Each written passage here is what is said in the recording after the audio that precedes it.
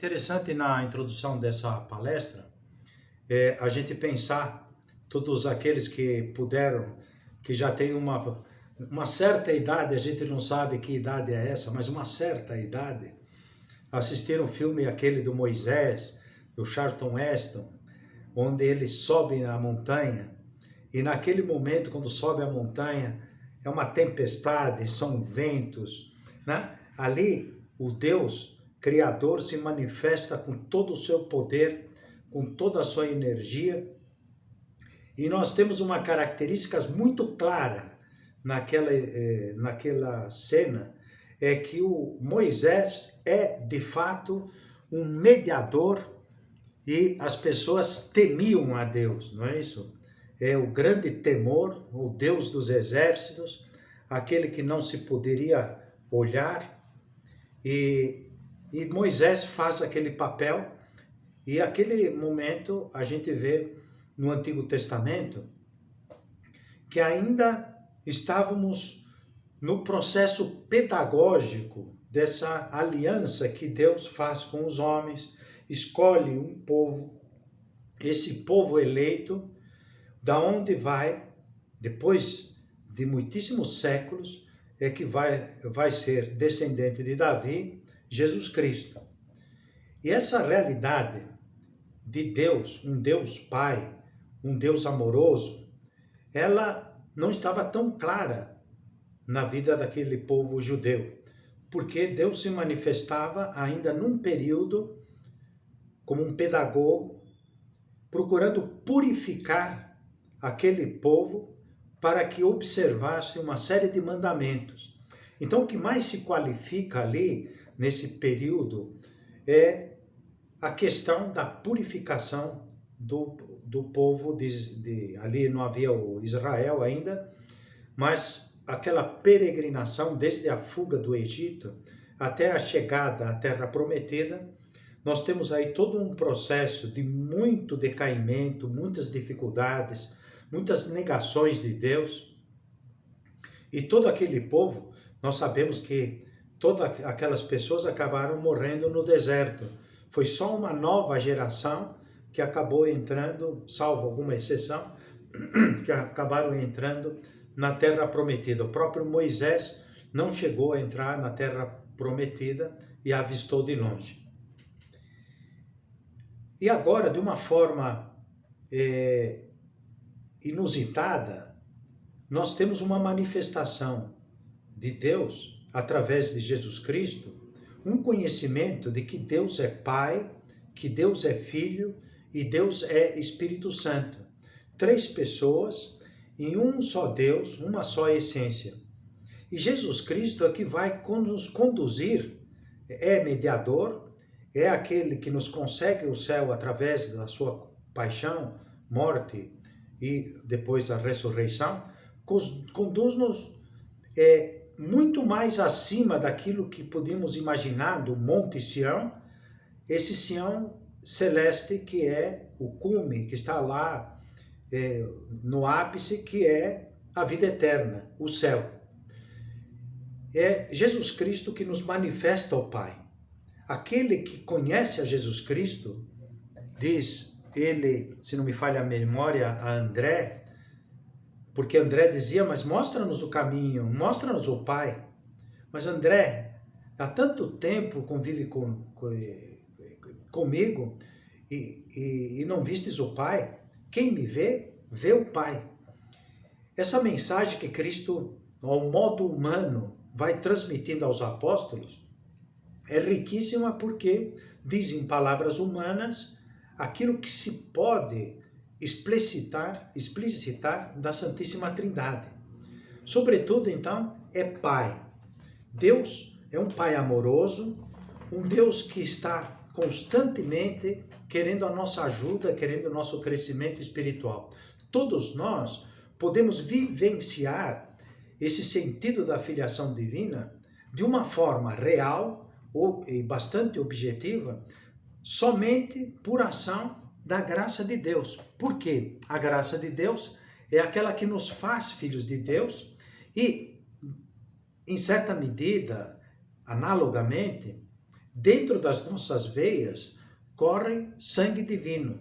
É uma manifestação do poder de Deus que nos concede esse dom criado, que é o dom da graça, que repercute de tal forma na nossa natureza, a faz vibrar, a eleva, a transforma, como comparativamente um pedaço de ferro aquecido numa chama adquire uma propriedade que não tinha. Isso já falamos algumas vezes.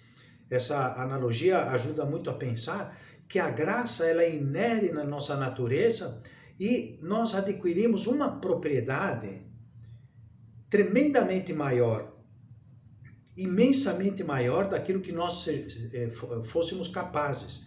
Recebemos a graça de Deus que nos torna filhos de Deus, capazes de viver uma vida intratrinitária, uma vida de intimidade com o Pai, com o Filho e com o Espírito Santo. Seja bem-vindo. Entrou mais uma pessoa, Lucas.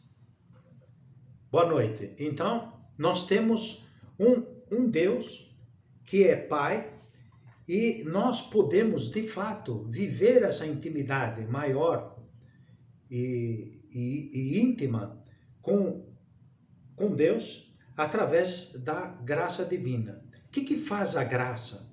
A graça faz com que as nossas capacidades mais interiores, a nossa inteligência, a nossa vontade, a vontade com a liberdade que tem, mas uma liberdade que é aperfeiçoada pela graça, e nos faz ter vida sobrenatural, uma vida que está acima, que vai além, mas não destrói a nossa natureza. A graça de Deus apoia-se na nossa natureza, apoia-se e regenera aquilo que estava manchado pelo pecado, purifica. Aquilo que estava desorientado por causa do pecado de origem, o endireita. Aquilo que estava frio torna-se quente. Então a graça produz efeitos na nossa alma e na alma de todos os homens que participam do batismo e recebem a graça santificante e depois vão crescendo ao longo da vida na graça santificante. Somente isso poderá ser quebrado por causa do pecado e o pecado grave. Mas a graça de Deus é capaz de transformar o homem em filhos. Filhos de Deus, não como o filho que é o filho de Deus, como Jesus Cristo é filho de Deus por natureza, nós somos por adoção e podemos participar dessa vida da graça ou vida divina dentro da nossa alma. A inteligência, a vontade, as nossas potências todas são elevadas a um plano sobrenatural e passamos a ter uma intimidade, uma relação com Deus, de pai para com o filho, com uma grande confiança e nos tornamos familiares. Vivemos essa intimidade, essa familiaridade com o Senhor. Então, para o cristão, essa participação é uma participação de alta intimidade, de grande intimidade com Deus. Se todo homem, vamos pensar usar esse pensamento de acordo com São Paulo, se todo homem é criatura, a imagem e semelhança de Deus, nós somos criados à imagem e semelhança de Deus. Em que nós somos criados à imagem e semelhança de Deus? Deus é o puro espírito. Então, nós somos seres corpóreos e espirituais, numa unidade na essência que é a nossa natureza espiritual. Nós somos criados à imagem e semelhança de Deus e pelo batismo nós passamos a ter uma intimidade radical com Deus e participamos especialmente da natureza divina. Já, como dizia anteriormente, passa pela nossa alma, pelo nosso coração, essa maior intimidade, essa maior proximidade, porque Cristo é que nos dá essa condição de ser adotados como filhos adotivos de Deus. Como diz São Paulo, recebemos o Espírito de adoção de São Paulo, pelo qual clamamos, e é tão bonita essa expressão, papai, papaizinho, Abba Pater, em latim, papai, papaizinho.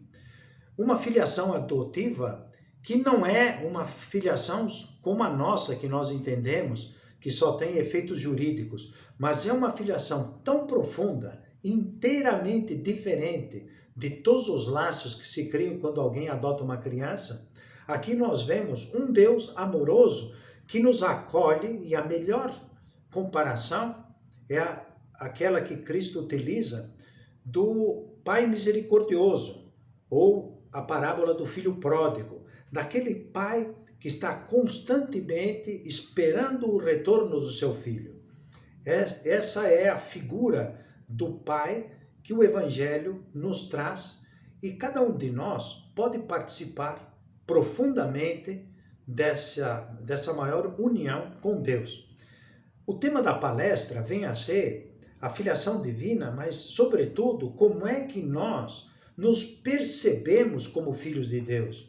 Como é que nós podemos nos identificar com aquilo que nós fomos chamados, fomos elevados à condição de filhos de Deus, a participar da natureza divina? São Paulo utiliza uma expressão que os teólogos utilizam em frase latina, diz, divine consorte nature, uma natureza perfeitamente conectada com a natureza divina.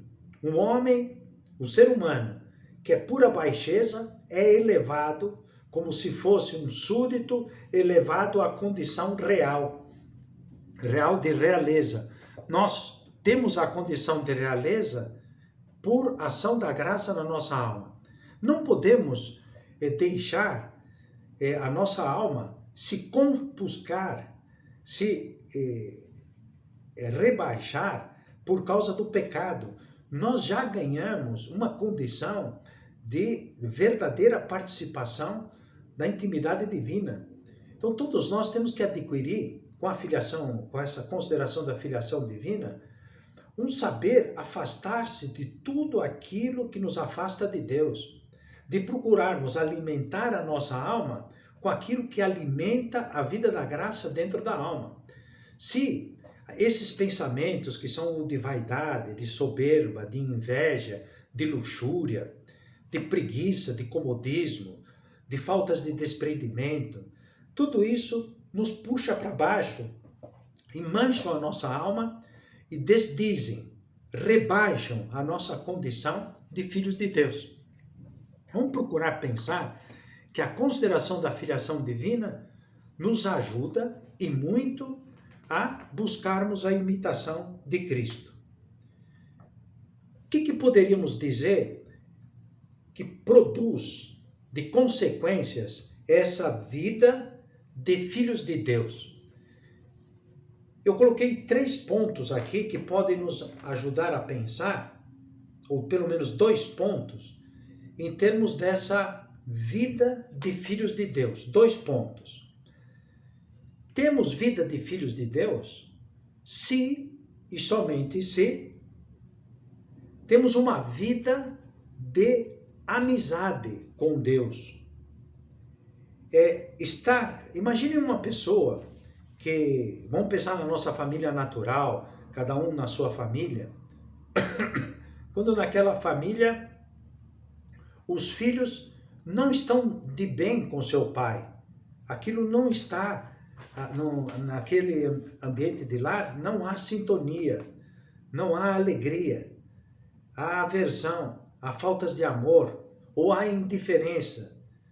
Então, para haver verdadeira vida de filhos de Deus, é necessário ter essa amizade, um amor de amizade, de intimidade. E nós sabemos que o amor de amizade, sobretudo, é querer fazer constantemente, habitualmente, o bem da outra pessoa.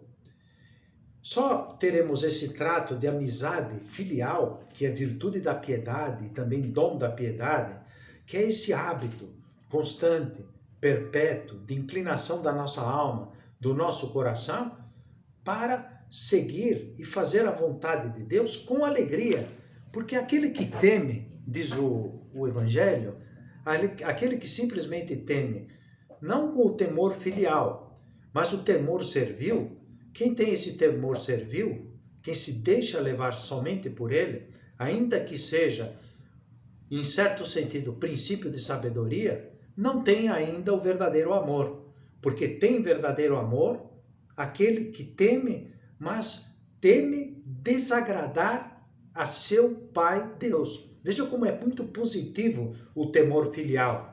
E é um dom do Espírito Santo ter esse hábito e prontidão da vontade, prontidão da inteligência para captar em todo e qualquer momento o que eu tenho que transformar na minha vida para inclinar-me a fazer a vontade de Deus aqui e agora, no meu trabalho, aqui e agora, quando aparece aquela contrariedade ou aquela doença, ou quando nós vemos à nossa volta que há pessoas que precisam da nossa ajuda em termos de uma formação espiritual, de uma aproximação das virtudes, um maior cuidado. Quando agimos como esse bom samaritano, que sabe ver a dificuldade do seu próximo e ali está identificado com a necessidade daquela pessoa, porque vê ali Cristo, nós estamos vivenciando essa vida de filhos de Deus e cultivando a amizade com Deus, porque só é verdadeiramente amigo aquele que ama e aquele que se dá àqueles que estão próximos. E um outro aspecto dessa vida de filhos de Deus, como consequência, é que nós tenhamos um hábito de conversar com Deus, de diálogo com Deus, de comunicação com o próprio Cristo. Então é ter aquilo que nós, em termos de luta espiritual, chamamos de presença de Deus. Uma presença de Deus que está realmente dentro da nossa alma, porque nós nos entendemos, nos reconhecemos como filhos e temos a presença do nosso Pai dentro da nossa alma em graça, porque habita dentro da nossa alma o Pai, o Filho e o Espírito Santo. Essa vida íntima, essa vida escondida com Cristo em Deus, que é a vida interior, cresce e se desenvolve alimentando. Como é que eu posso alimentar a vida espiritual? Fazendo atos de amor, atos de fé, atos de esperança. Portanto, atos das 3 virtudes teologais. Atos de fé, atos de esperança e atos de caridade. Os atos de fé que nos dão uma unidade de ser, uma unidade de agir, uns princípios orientadores ancorados nos ensinamentos do Evangelho. O sentido de esperança que já é algo que se nos dá hoje dentro da nossa alma para que nós atinjamos ou sigamos o caminho, mesmo entre durezas, dificuldades, nos dirijamos para Deus, para a nossa meta que é o céu. Então, o trato com Deus não poderia se limitar. Às vezes as pessoas falam assim, não, eu não estou de mal com Deus, mas está com relações cortadas. Não podemos nos limitar a evitar as relações cortadas com Deus. Por que as relações ficam cortadas com Deus? Por causa da soberba, por causa do orgulho, por causa da sensualidade.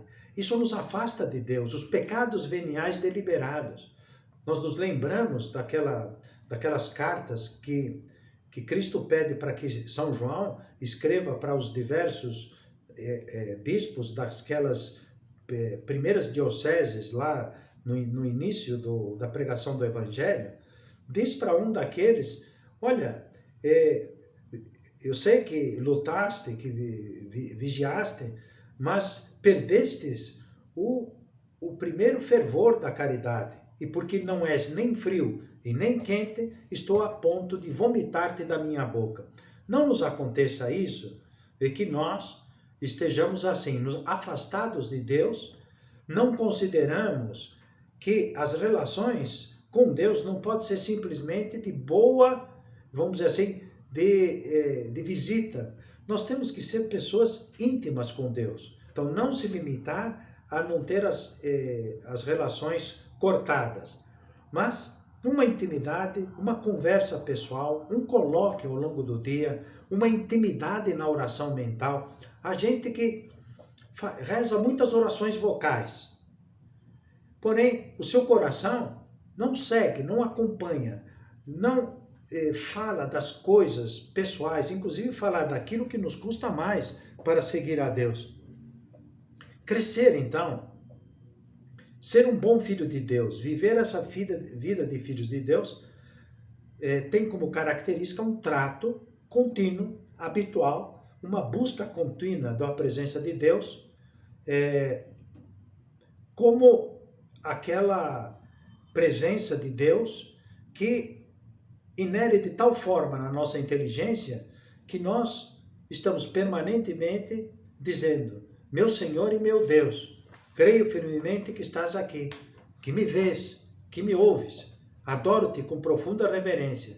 Peço-te perdão dos meus pecados e graça para fazer com fruto este tempo de oração. Essa é uma oração introdutória da oração mental que tem ajudado muitíssimas pessoas, inclusive para começar o seu trabalho. Meu Senhor e meu Deus, creio firmemente que estás aqui no meio desse trabalho das relações de trabalho nos nossos, na atividade como médico, como advogado. E isso pode nos levar a uma conexão imediata com o Senhor. Então, vamos procurar, portanto, viver essas características do trato, da intimidade filial com Deus. E um terceiro ponto característico, decorrente desse sentido de filiação divina, se nos percebemos como filhos de Deus, temos como uma reação natural e buscar o nosso grande modelo de filiação. É o próprio Filho de Deus que se fez homem, o Verbo de Deus encarnado. A imitação de Cristo, que é o nosso modelo, porque quis se fazer homem, de verdadeiro Deus e verdadeiro homem. E com isso a imitação de Jesus Cristo é a melhor forma de nós expressarmos o nosso sentido da filiação divina. Procurar identificar-se com Cristo. Procurar a Cristo através do Evangelho, das suas palavras, do seu exemplo, da sua vida. Procurar. Encontrar com certeza aquele que procura, aquele que está batendo, a porta se abre, aquele que procura encontra. E quantas vezes nos falta esse empenho da oração, nos falta esse empenho da leitura constante do Evangelho meditada, nos falta a busca de uma confissão sacramental muito mais contrita, muito mais esforçada, de tal maneira que cada um de nós possa realmente se aproximar de Deus através da própria contrição. Então, a imitação de Jesus Cristo leva a nos impulsionar a ser cada vez mais próximos, mais íntimos, procurar, encontrar, tratar e amar. E o fato é esse: quando buscamos essa imitação de Cristo, queremos, desejamos ter os mesmos sentimentos de Cristo. E começa a aparecer no olhar de cada um de nós esse olhar de Cristo em relação às outras pessoas, o senso de misericórdia, de caridade, de compreensão. Quantas vezes aquele que se considera filho de Deus e sabe levar isso à oração, acaba tendo esses mesmos sentimentos de Cristo, de procurar perdoar, compreender e servir. São três verbos bastante importantes para a nossa vida. Aprender a perdoar, aprender a compreender e aprender a servir. Três ações, três propósitos muito importantes, decorrentes da consideração da nossa filiação divina. Que atitudes de filhos de Deus nós podemos desenvolver, se há características? Eu pensava o seguinte: hoje nos prédios, cada vez mais, para poder entrar e sair, as visitas, mesmo o proprietário tem um reconhecimento facial. Como é que seremos reconhecidos como filhos de Deus? Tem as características, a fisionomia de nosso Senhor Jesus Cristo. E essas características, elas se dão através de uma imitação, uma identificação de Cristo, procurando no Evangelho ver qual que é, como é que bate, como é que pulsa o coração de Cristo. Então, ter esses mesmos sentimentos de Cristo. Quais são essas atitudes? Vamos identificar pelo menos 2 pontos que nascem desses traços de fisionomia de um filho de Deus, que dá com consistência através dessas atitudes aquilo que deve ser a nossa vida de filhos de Deus. O primeiro ponto é, como filhos de Deus, brota dentro da alma, decorrência da fé, a confiança em Deus. Esse abandono não é um abandono da preguiça, ou abandono da comodidade, ou abandono da negligência. Não estamos falando disso, estamos falando um apoio confiado de um filho que se põe nos braços do seu pai Deus e deixa-se conduzir. E nasce dentro do coração uma atitude de confiança, de não ter medo, porque tenho meu pai Deus que me dá todas as graças. E se permite contrariedades e dificuldades, é para o meu bem. Mesmo que haja cruz, essa cruz que é permitida por Deus, muitas vezes é permitida por Deus, e vem a ser para nós esse grande mestre, o grande diretor espiritual, aquele que nos ajuda a ir limando, talhando esse mármore, essa matéria-prima que temos nós, para que apareça aí essa figura de Cristo, se nós sabemos, com a nossa liberdade, receber bem cada uma dessas cinzeladas que vão tirando as arestas, vão tirando os nossos defeitos, vão tirando tudo aquilo que nos afasta de Deus. Confiança em Deus e internamente termos um orgulho, um santo orgulho de sentir-se filhos de Deus. O orgulho de pensar como naquele ponto de caminho que o São José Maria comenta, que um rapaz universitário diz: padre, escreve numa carta: padre, depois que me disseste que sou filho de Deus e estou contemplando essa realidade de que sou filho de Deus, parece que eu tenho andado pela rua como se com um ar emproado, soberbo, e dizendo cá por dentro: sou filho de Deus. Será que isso daqui não é um pecado? E São José Maria depois responde para ele: fomenta esse divino emproamento. Sou filho de Deus. Filho de Deus porque estou unido a eles, me dá segurança, me dá fortaleza para encarar as dificuldades. E o segundo aspecto, como resultado dessa consideração da filiação divina profunda, constante, e reconhecendo que Deus nos dá muitíssimas graças, que são os dons mais importantes que podemos receber, está a correspondência à graça. O filho não quer desagradar o seu pai, quer realmente esforça-se por fazer a vontade de Deus em cada momento. Quem que é um verdadeiro filho de Deus? Lembra quando aquela senhora que, aproveitando uma pregação de Cristo, que estava com uma multidão dentro de uma casa, a gente vê uma casa lotada de gente, e aparece uma senhora diz: bem-aventurado os peitos que mamaste. E Jesus Cristo fala: quem são os meus irmãos, as minhas irmãs? São aqueles que fazem a vontade de Deus. E a primeira manifestação de sermos bons filhos de Deus é exatamente a luta concreta por viver essa união com Deus ao longo do dia. Essa união com Deus vai se manifestar em quê? primeiro, não perder a presença de Deus ao longo do trabalho ou na vida familiar, não importa. Cada um de nós é preciso cultivar esse maior compromisso com as coisas do Pai. Como é que procedem os filhos dos reis? Também tem um outro ponto de caminho, falar disso, que procuram manifestar-se no seu comportamento, pelo menos em geral, se esforçam, para comportar-se de acordo com a dignidade real.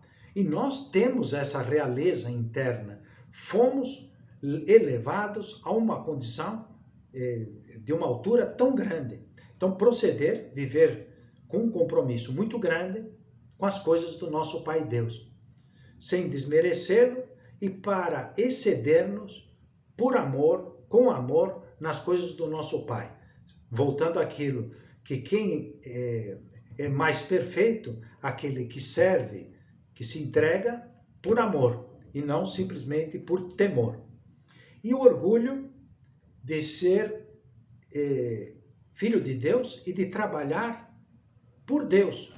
Então essa também é uma responsabilidade que infere, ou que produz, nos estimula a sermos apostólicos. O que é o apóstolo? O apóstolo é o enviado, o apóstolo é aquele que procura comunicar a mensagem. E no Opus Dei, todos nós aprendemos que a santidade, ela pode ser estimulada, a busca da santidade pode ser estimulada pela atração, pelo nosso exemplo. Toda vez que uma pessoa luta, se esforça, se entrega, vive bem as virtudes humanas e sobrenaturais no seu dia a dia, isso tem uma capacidade de atração, porque o exemplo arrasta. E é exatamente essa superabundância de vida interior dentro de nós que produz esse efeito de atração. E essa é a responsabilidade que temos todos nós. Podemos perguntar, será que aí onde nós estamos vivendo, na nossa casa, na nossa família, no ambiente de trabalho, com os nossos colaboradores, colegas de trabalho, será que nós estamos elevando a temperatura espiritual desse ambiente? Será que nós estamos traduzindo, através do esforço de viver como filhos de Deus, estamos traduzindo a figura de Cristo em gestos concretos e aquilo arrasta, impulsiona, empolga, produz efeitos em que as pessoas falam, puxa, como é bom viver como filhos de Deus, porque somos alegres, porque somos pessoas esperançadas, porque somos pessoas respeitosas, que temos o senso de compreensão e de serviço. Então vemos aqui que o apostolado o apostolado é o coroamento, a coroação de uma série de pequenas virtudes, que podem ser pequenas virtudes do lar, pequenas virtudes do trabalho, das iniciativas que nós temos no nosso dia. Então, todos nós podem caminhar em duplo sentido, como se fossem as duas faces da mesma moeda. A busca da santidade pessoal, que é identificar-se com Cristo, e também procurar traduzir com o nosso exemplo essa capacidade de atrair almas para a proximidade de Deus. Sermos apóstolos, ser como aquela pequena pedra que é lançada no lago, e aquela pedra produz ondas. E assim o apostolado é como que, através desse esforço e dessa união com Deus, vai transmitindo essa energia, entre aspas, às outras pessoas que estão perto de nós. Temos que ser essa pedra atirada no lago, que produz uma onda, e outra, e assim nós podemos nos identificar mais e mais com Cristo, e realmente produzir um maior bem à nossa volta. Então nós concluímos aqui o tema da filiação divina e já fica em aberto qualquer comentário, né, sobre o tema. E aí, Rogério, tudo bem? O teu, eu não estou ouvindo, pelo menos.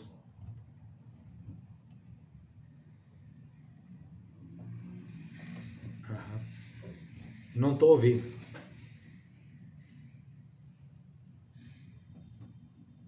Deixa eu ver aqui se eu...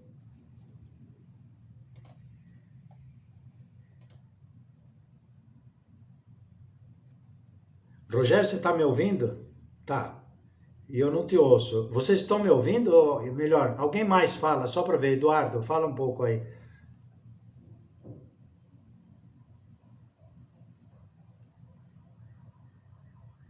Eu não estou ouvindo, interessante. Tem algum problema aqui no meu... Bom, então agora vai ser difícil o diálogo.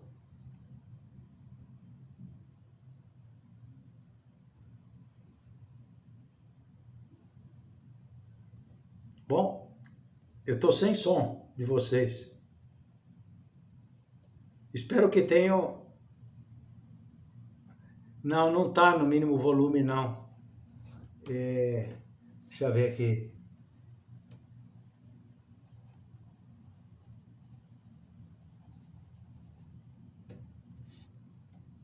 Bom,